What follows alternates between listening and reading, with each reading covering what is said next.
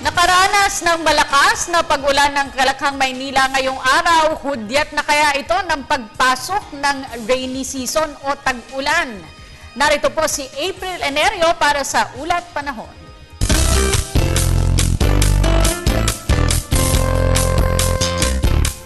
Salamat dati sa ating balita, malaking bahagi ng Luzon ngayon ang maulap ang kalangitan at nakaranas ng pag-ulan. Dahil yan sa diffuse tailwind of cold front na nakaka-apekto ngayon dito sa may northern at central Luzon.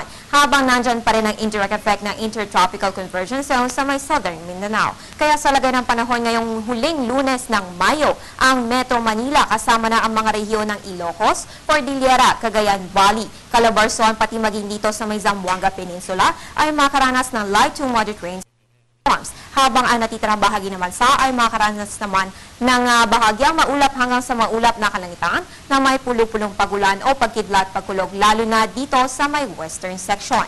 Ayon kay Pag-asa Weather Forecaster Joey Figuracion, hanggang end of May maaasahan ang maulap na kondisyon ng mga kalangitan lalo na dyan sa Hilagang Luzon at Katimugang Mindanao. Samantala, wala pa rin na monitor ng weather disturbance tulad ng low pressure area o bagyo sa loob ng ating area of responsibility at less chance o mababa na ang posibilidad na magkaroon pa ng bagyo sa nalalabing araw ng Mayo. Noong nakaraang taon, May 31, naging ganap na bagyo si Tropical Depression Nambo na namataan sa may bandang silangan ng Borongan, Eastern Samar. Hindi naman naglandfall ang naturang bagyo at lumabas ng ating PAR noong June 5, 2012.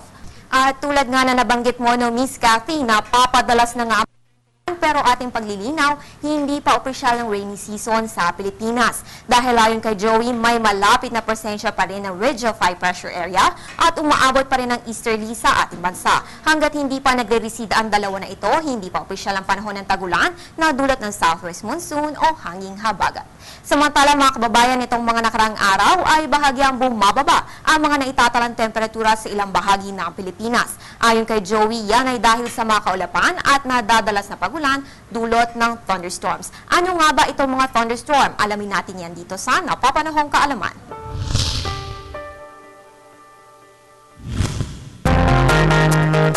Ang thunderstorm o pagkidlat pagkulog ay isang uri ng sama ng panahon na maaaring maganap anumang oras lalong-lalo na sa isang tropikal na bansa tulad ng Pilipinas. Ito ay epekto ng paglaki ng cumulonimbus cloud, isang klase ng makapal at maitim na ulap na maaaring magdulot ng pagkidlat at pagkulog, hail o pag-ulan ng yelo at pabugso-bugsong malakas na hangin. Ang thunderstorm ay kadalasang tumatagal ng kalahating oras o higit pa. Hindi kinukonsiderang malawakang sama ng panahon ang thunderstorm dahil 5 kilometro lang ang lawak ng lugar na maaari nitong maapektuhan. Para naman mga kababayan, sisikat ang araw alas 5:26 ng umaga at lulubog alas 6:20 ng gabi.